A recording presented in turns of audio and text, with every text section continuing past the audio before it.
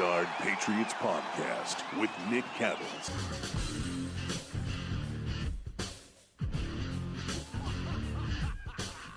Okay, so maybe you know, maybe you don't know, but I'm a Notre Dame fan. So I'm trying to not think about Brian Kelly bouncing. But hey, college football is college football. The crazy college football coaching carousel is especially nuts this year. Lincoln Riley going to USC, Kelly going to LSU. I would guess Fickle, maybe Matt Campbell going to Notre Dame. We'll see what happens. Where's Billy O'Brien going? Virginia Tech? Hopefully far away from Notre Dame. No, Virginia Tech. Virginia Tech added the defensive coordinator for Penn State, I believe, is going to be the guy at Va Tech. So let's talk about the NFL game, though, and let's talk especially about the Patriots improving to 8-4 after beating Tennessee on Sunday. I think the final score is not necessarily indicative of the play. We'll get to that. But overall, Greg, how important was this win, aside from just the result, right? The win, 8-4, jumping to the 2 seed. On the field for this team, how important was this win? We'll get into, some of the specifics on each side of the ball, what the Titans were lacking, weren't lacking, stuff like that. But to me, Nick, being in the stadium for that game, when I left the stadium, I thought it was an important victory because to me, it felt like a playoff atmosphere. Now, did Mike Vrabel have a full complement of receivers or linebackers and things like that to combat against the Patriots? No, but what you got was a typical Mike Vrabel, Ravens type team that's really tough, that's fundamentally sound for the most part, that's not going to give you an inch, that's going to make you earn it. And I thought that they did that to the Patriots for almost 3/4 of that game. And I thought it was a good toughness check for this team. I thought, before going into Buffalo on Monday night, which is going to be a huge referendum, I think, on this team and their playoff seeding and things like that, I thought this was a really good toughness test for the Patriots. I mean, they had to make some key plays, especially on defense. There were certainly some issues, but they made big plays. I thought the crowd, especially, I would say, late third quarter into the fourth quarter, was really into it. It felt like a playoff game. Vrabel tried to do Vrabel things in this to keep his team in the game. And if it wasn't for his kicker and some other things, they probably would have taken a lead at some point in the second half. It might have gone down to the wire. But I thought in general, this was a really good sort of primer, training wheels for some of these new Patriots on this team for what it's going to be like in the postseason. So that they eventually distance themselves from the Titans, I thought that was very nice. But overall, I thought it was an important victory that they needed. That's sort of a toughness check for a lot of these guys, and I thought they all passed it with flying colors. Yeah, I think it was a lesson that, not everything is going to go your way. When things that you depend on, like the run game, and recently the run defense, when those things start to fall apart and you don't have those go-tos, how do you react? And especially against a team that's very tough-minded, like you said. Tennessee's physical, they're tough. They were without a number of guys, and I want to ask you about that quickly. Tennessee being so undermanned on Sunday, how much of that is a part of this story, Greg? I think it's pretty big, Nick. I mean, I don't want to take anything away from the victory. I'm trying to be nice about it. But look, and this is the way I put it in my column coming away from the stadium. Ask yourself this. Mike Vrabel and a lot of the Titans, them sitting on the plane ride home back to Nashville. And when they thought about this game and possibly seeing these guys from in the playoffs, do you think they came away from this team feeling better about their chances or worse about their chances? To me, if I'm the Titans and I know I might get AJ Brown back and Julio Jones and possibly Derrick Henry and David Long, their linebacker, and there's a Rashawn Evans, another linebacker of theirs. I don't think though Bud Dupree will be back this year. But anyways, if you're sitting there and you're thinking about if we meet these guys again in the postseason, how do we feel off of this game? To me, clearly, I think the Titans feel if we get another shot at these guys with some of our guys, we feel really good about where it's played. Nashville, New England, we don't care. We don't care the weather. We feel good about what we can do because we didn't even play that well in that game. 2 practice squad running backs fumbling. Tannehill's play was nice. And some of the plays they had on defense, the Kendrick Bourne touchdown, for example, we get another shot at these guys, we feel really good about where they are. So that's how I would answer that. I agree with you. I mean, I was watching the game and I tweeted this at some point during the game. I kind of shudder to think about what this defense would look like if Tennessee was healthy. If you have A.J. Brown out there, if you have Derrick Henry. Now, I'm less concerned about A.J. Brown, frankly, because I think you can defend Tannehill. But without Derrick Henry, Tennessee absolutely looks at this and says, oh, well, we ran that well against that run defense, which we'll get into a little bit later and dive deeper into it. But I think overall, when you look at this loss for Tennessee, they say, yeah, I mean, we were undermanned. We were on the road. And, we were nip and tuck with those guys for 2.5 quarters. Like, you got to feel at least pretty good about that if you get healthy. It's a huge if, of course, especially with Derrick Henry. But I agree with you as far as how Tennessee likely feels after that game. Let's talk about Mac Jones. What'd you think of his performance? Yeah, coming out of the press box, and I actually had him as a down in this game. I got a pretty strong reaction, but a viewing of the coach's film reinforced what I thought coming out of the press box. I thought that Mac Jones, I don't think he was bad in this game, and that I put him as a down, and I haven't quite decided whether to put him as a down in this game or not. He's borderline. Look, the quarterback position gets a lot more responsibility. They get celebrated more, they get criticized more. And I don't really care what his stats are at the end of the day. I thought that a lot of his yardage was fluffed. PFF has it as 53% came after the catch. Some of that has to do with Mac Jones putting it in a nice spot. But for me, going back and watching it, and I just grade the film. Okay, this is what the film tells me. It's what the film has told me for 10 years. It's no difference than the way I graded him last week when I thought he had one of his better games, and this week. And I don't look at the stats. I don't look at the score. I look at each individual play, and I say, on that play, could each player did they do their job or did they not do their job? And in this game, I had Mac for 4 positive plus plays, which is above average plays. Including the Kendrick Bourne touchdown, which was spectacular. I had him for 12 minus plays in this game. And to me, it was the lowest rated game that I had for Mac Jones. Pro Football Focus had a similar grade. I concur with what they had. They had him as his lowest rated game of the season. And am I concerned about anything? No, I didn't think there was nothing major that he did wrong in this game. Yes, he had 3 turnover-worthy plays, which for him, I think he probably had about 10 or 12 coming into this game. I had him for 3 in this game. That's a little bit concerning. Will there be questions about him in the cold weather? Yes, but I have no evidence to suggest that his performance on Sunday was cold weather related. I'm neutral on that. I can't tell you either way whether he can do it or not, because this could have just been a coincidence.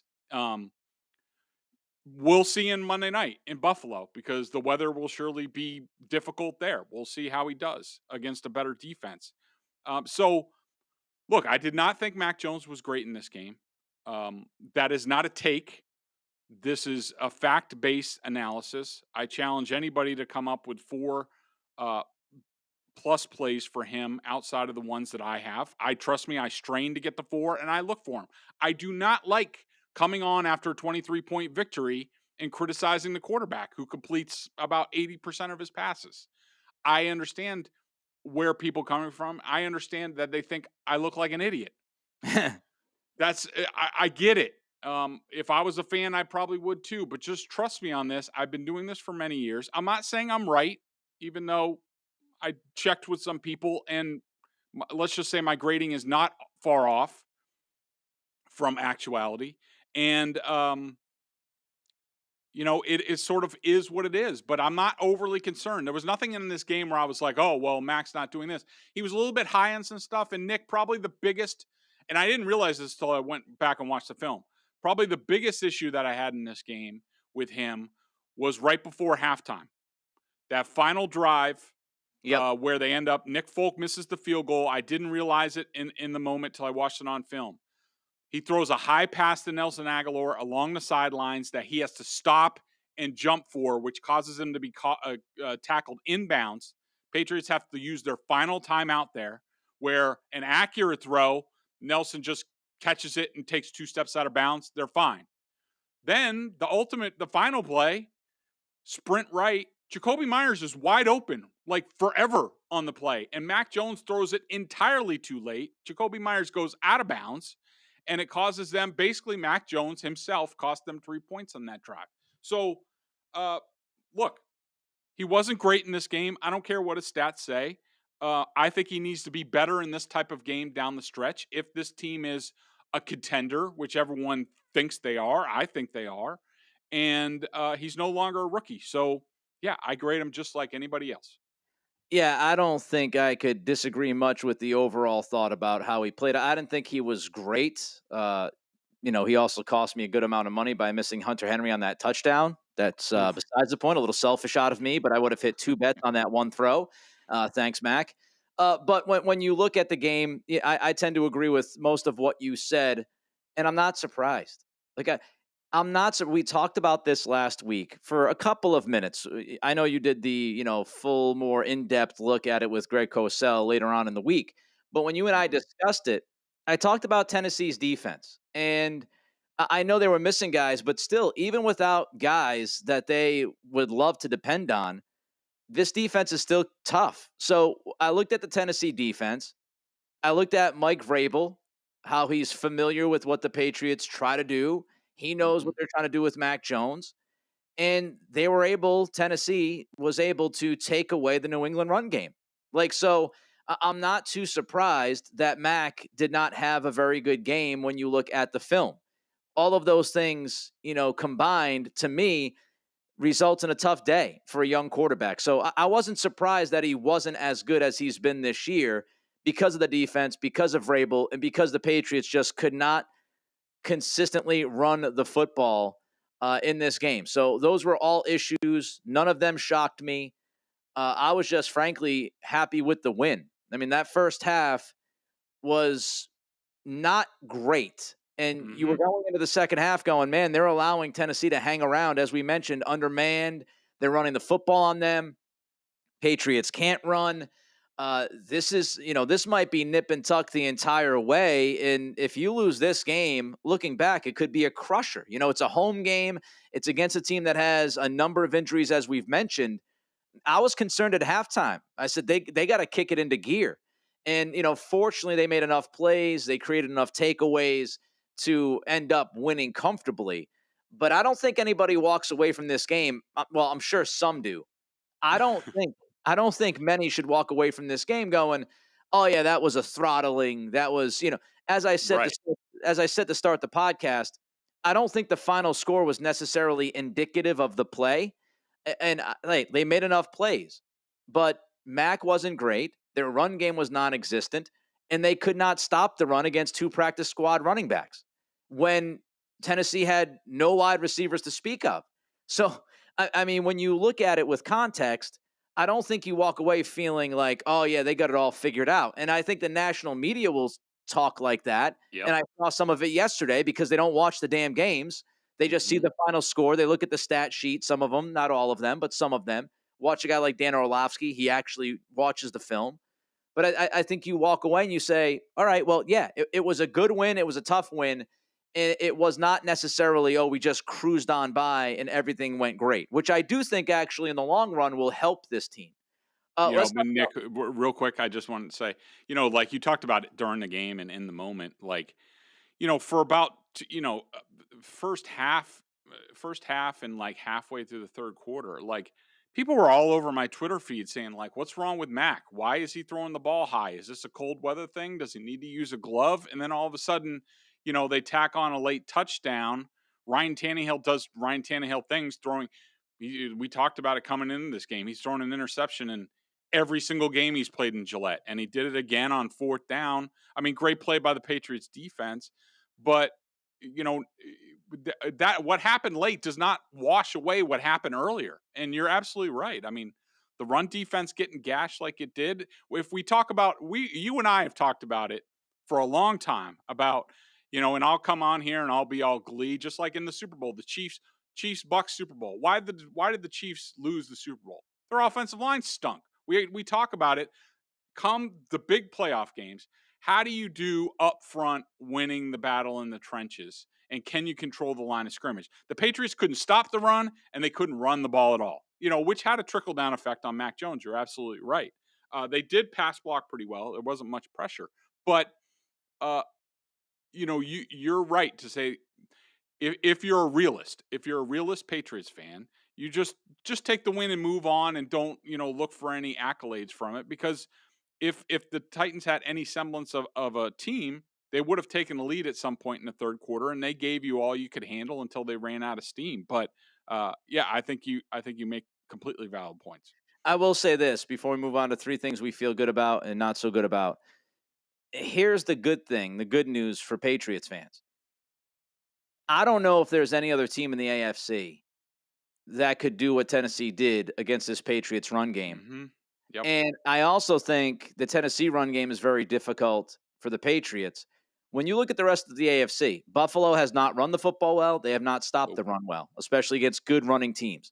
Kansas City, Andy Reid does not commit to the run. I think they can run the football better than people think. They just don't call for it enough. They're in love with Patrick Mahomes. I get it. Andy Reid doesn't commit to the run. Kansas City, I'll believe it when I see it if they can slow down this Patriots run game. And you look at, the other teams, right? I mean, who's afraid of any of these other teams? Vegas is all over the place. Jekyll and Hyde act. You look at Pittsburgh, they can't get out of their own way defensively. Cincinnati has had a bunch of, ebbs and flows this season. Joe Burrow, I like, but he turns the football over a lot.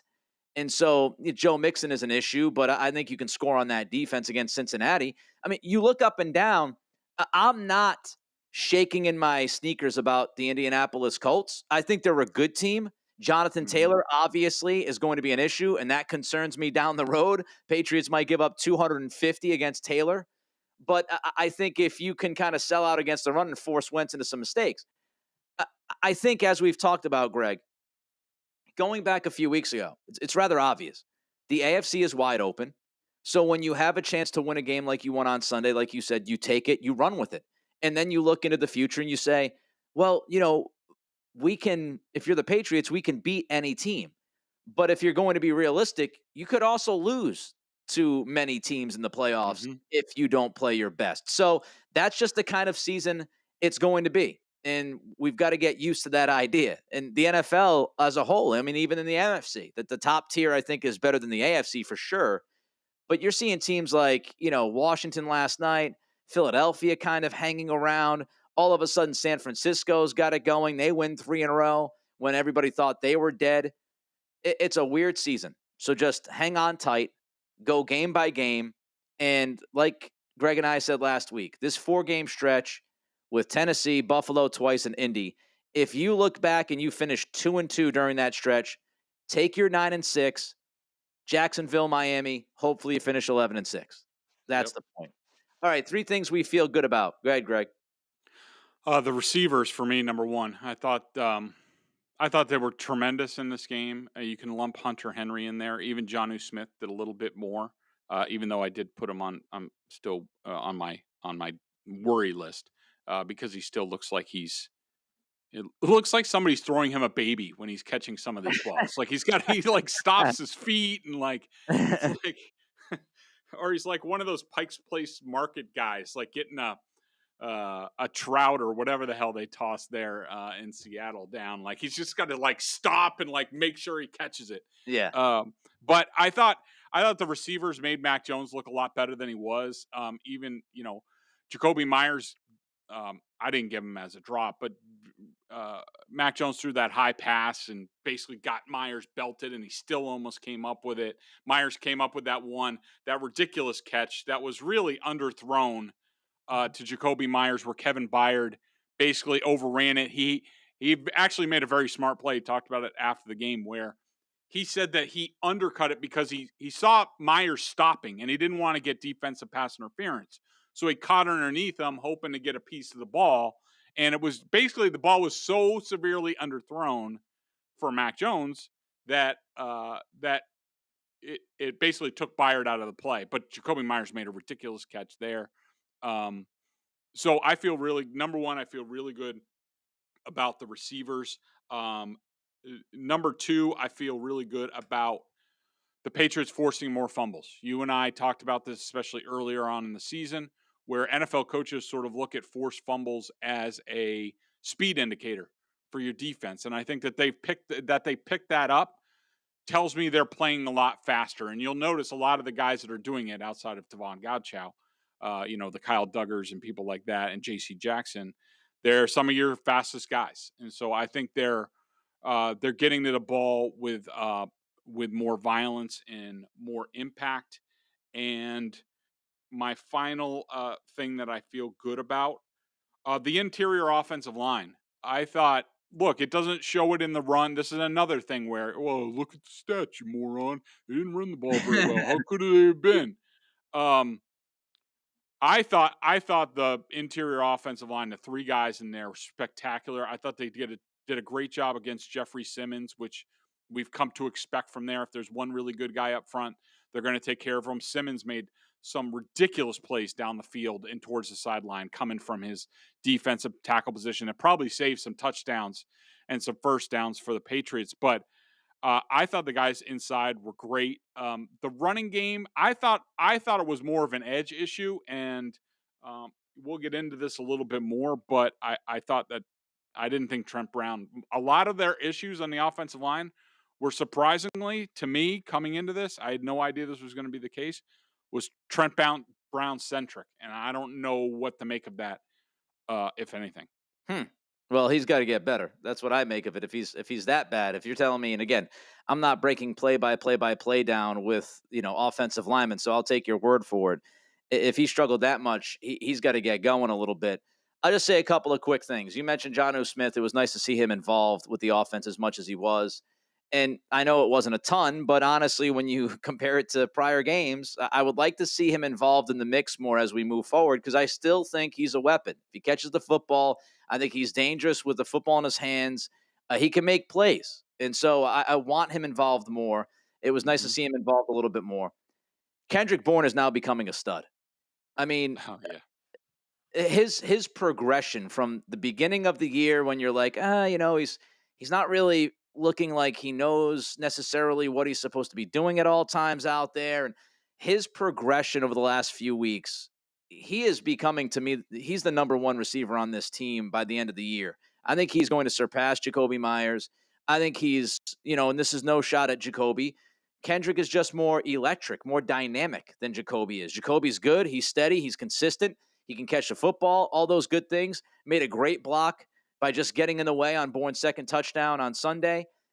No disparaging comments towards Myers. It's just I think Bourne has a little bit more explosiveness to his game, and he has certainly surpassed Nelson Aguilar, who knows what's going to happen with his contract after this season is over. So Kendrick Bourne is becoming a legitimate weapon for this offense.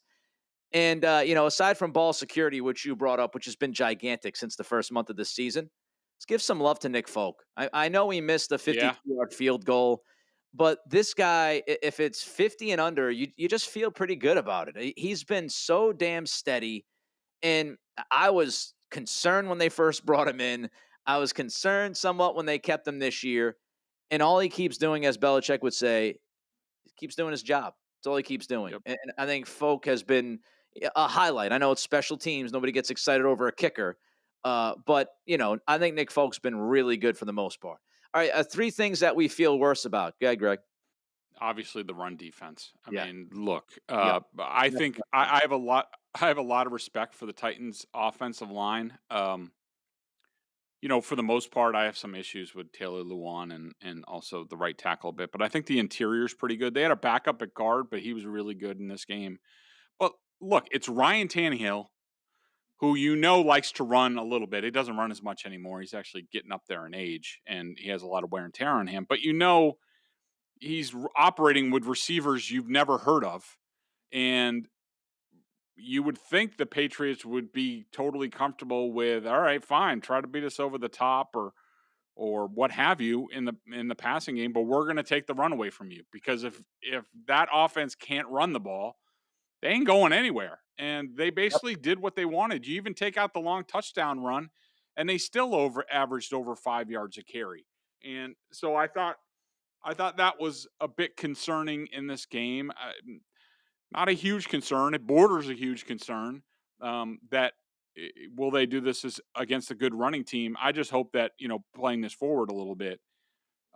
Do not let Buffalo be two-dimensional next week. They cannot let them, and they're trying to run the ball harder, as Greg Cosell and I talked about last week.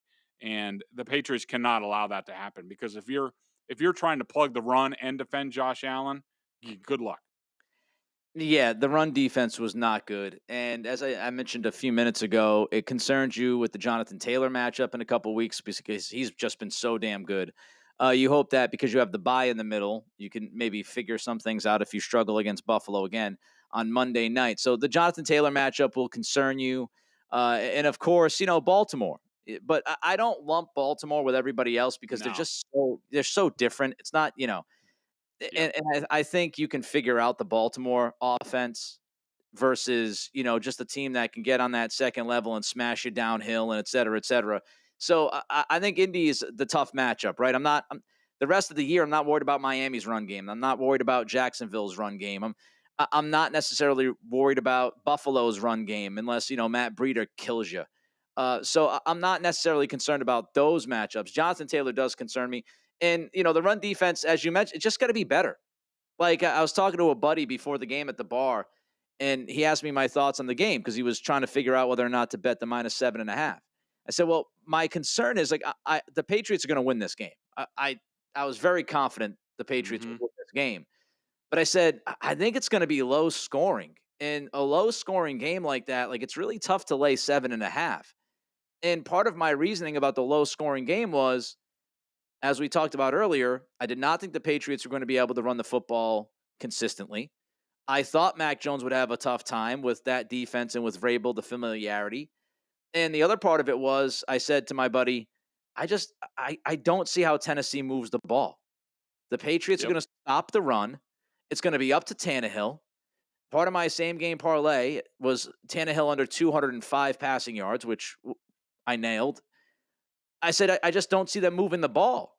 And it was very frustrating to see a team that you knew was one dimensional going in be able to thrive in that one dimension. Even though the Patriots didn't give up points, in the second half and all that, I understand that. But you had the fumble, which definitely helped them. Their run defense needs to be better. It's as simple as that, especially in that matchup when it's a one-note offense going in. I thought it was inexcusable the way they defended the run on Sunday. How about your second thing that you feel worst Yeah. about? Just real quick, my second sort of things that I'm worried about. They're on my list that I'm watching that I want to see improvement, and hopefully it was just a one game blip. It's Trent Brown, and actually I hope it's a couple games now. So that's why I'm starting to get a little bit concerned about Trent Brown. I didn't think he was great against the Falcons either. Um, this to me was his worst game of the season by far. I hope this isn't a sort of indication that he's starting to have some health issues again. That maybe he's getting tired, even though they were coming off a 10-day break. So why would he be tired? I just don't know. And maybe it was just a bad day at the office for him, similar to Mac Jones. I don't know. I'm not making any grand conclusions. I'm just telling you that um, a little bit concerned with that. And my final thing that I'm sort of, watching a little bit, and we talked about the run defense, but I just wanted to point out, like Carl Davis on the interior. Normally, he's been one of their best run stuffers. He kind of got worked by Ben Jones, who's a very good safety for the Titans, center for the Titans, and so that was a tough matchup. And so I'd like to see him as the games get bigger. They're going to need him to win more of those battles against top centers in this league, because I don't think he's going to go up against a lot of slappies in the postseason. I'm not freaking out yet, but if New England can't run the ball 150 yards, what's this offense look like? Again, we talked about Mac enough, but this offense without the run game thriving or just mutilating a defense, it'll be interesting to keep an eye on that. As more pressure is on Mac, more is asked of Mac. If you can't get to the run with Stevenson and Harris, then, what's your go-to? How do you move the ball? Can you get it done? Just to keep an eye on it. Again, not freaking out about it, but just to keep an eye on it. 3 up quickly. Who you got? So in my first spot, I have I couldn't separate them, but Myers and Bourne together. Like you pointed out about KB, I thought Jacoby Myers also had a very good day. He was able to get open against zone coverage. I think that that would also be a thing I feel good about is the Patriots wide receivers and Josh McDaniels dialing up plays against a primarily zone defense.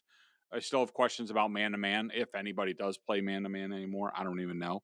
But I thought Myers and Bourne were great down the stretch. I thought defensively, I hard not to give it to J.C. Jackson. I mean, with the interception off of a tip from Devin McCourty, he had the huge strip. Those are 2 huge game-changing plays that just by himself, could have really the game could have looked a lot different without those. And I'll just give it, the 3 interior guys. I'll group them together. I had Karras for a half a sack with Trent Brown. Other than that, I didn't have any minus plays for those guys on the interior, and that never happens. So 3 down. I had Trent Brown, number 1. We talked about I had Carl, number 2, and yes, I'm sorry, I'm keeping Mac Jones in the down. I thought in terms of plays he'd like to have back, he was one of the leaders on the team. Look, it's harder. It's harsh. If he played Beaver or something, I probably would notice. But it's the quarterback position. What's Tom Brady always say? Quarterbacks get praised the most. So part of the deal, I do view him as a rookie. I don't grade on a rookie scale. If anybody comes and tells me, "But he's the best rookie in the league," I think I'm going to shoot myself in the head. We all knew Mac Jones was going to be in the best position as a rookie quarterback, and a lot of those other guys were going to crap teams, crap coaches, and crap situations. And Mac Jones, if he Mac Jones and took the ball, he was going to be the best rookie year. He has been. Good for him, as we've seen with Mac. Kid always bounces back. The BostonSportsJournal.com member question of the day. Check them out at BSJ. $39.99 on their annual plan. You get top-notch analysis of all the Boston pro sports. About Jake DeBrusk asking for a trade. They should have traded him in the offseason. And then you also get a membership with BSJ. You get all the great analysis from Greg Bedard. He does on the coaches film, direct access to him, and weekly chats as well. Greg, what is the question of the day? So it's not really a question. It's more me just sort of answering the members. Let's just say the members were not happy with my Mac analysis. And I just wanted, there's a couple things I just wanted to get off my chest. And trust me, I could go similar to other paid outlets. I could go full homer. And I think I should have earned the respect that I at least am going to give you my opinion. It's going to be straight, and it's not going to be and the other is when people say, well, you're becoming increasingly negative. Look, you can't have it both ways. When the Patriots were 2-4 and when people were criticizing Mac Jones, I stayed the course on the Patriots. I said, I have not altered my prediction on the season, which was 11-6. I have not changed course. I pushed back against a lot of Mac Jones criticism, saying that, look, it was very early for him and other reasons, like he wasn't getting pass protection. His receivers didn't know what he was doing. So you can't have it both ways. Like, you can't like me defending Mac Jones early on and the Patriots early on in the season, and then when things are going well for them, still being honest with you about where they are. I just think that, look, I love you guys. I respect you. I am eternally thankful for you guys. Me and my family are. But, don't push back on criticism. If you have criticism at BSJ, we deal in facts. All right. I will print on BSJ all my plus plays, all my minus plays. I challenge our members to go on there into the comments and give me other plays where Mac stood out. He was above average on the plays. I'm happy to take a look at them. I'm happy to add them to the list. But I think if you really go back and watch the game, you will see this was a fact-based, film-based analysis. And that's what I have done every day for about 10 years since we've had access to the film. So appreciate you guys. Just if you're going to criticize me, just stay in reality. Just the Felger stuff, the saying that I'm becoming negative. I'm not. I think I'm pretty consistent, and I think I've earned that over the years. Well, there you go. I'm glad we provided you the chance to kind of get that off your chest. We got a big game coming up Monday nights at Buffalo. We'll be back later on this week to take a look at that matchup, our thoughts, who we think is going to win, et cetera, et cetera. It is a big game. I don't think it's as big as some people are making it to be, though, because, of course, you then play them in New England. So, I mean, if you split, you split. You still survive. I think if the Patriots lose on Monday night, people are going to lose their minds for no reason. But it is a nice little litmus test on the road. The weather will probably not be great because it's Buffalo. Mac, as Greg mentioned, coming off of, his worst game of the season, looking at the film.